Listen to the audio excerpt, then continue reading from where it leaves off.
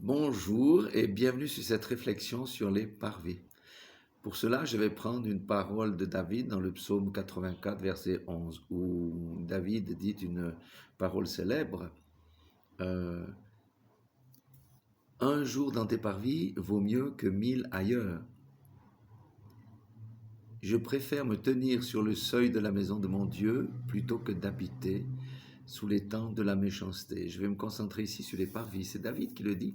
Vous savez, David, c'était loin de l'Éternel que Dieu aimait. Et David dit, un jour dans tes parvis vaut mieux que 1000 ailleurs. D'ailleurs, on le chante.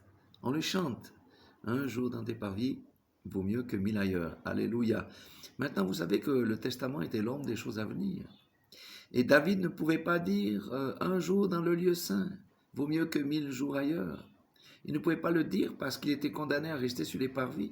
Le lieu saint était l'apanage des sacrificateurs et le lieu très saint était l'apanage du souverain sacrificateur. Donc, David devait rester sur les parvis là où il y a l'autel des sacrifices et l'ablution d'eau.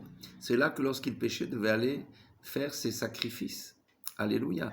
C'est une bonne position pour l'époque, mais aujourd'hui, ce n'est plus tellement une bonne position. Parce que nous ne visons plus les parvis, nous visons le lieu saint et le lieu très saint.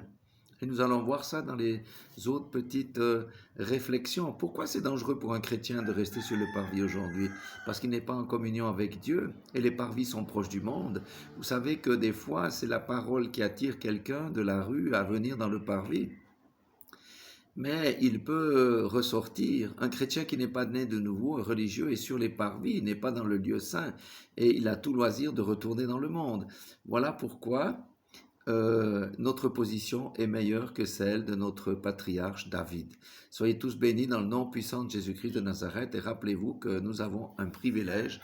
N'abusons pas de ce privilège dans le nom puissant de Jésus-Christ de Nazareth.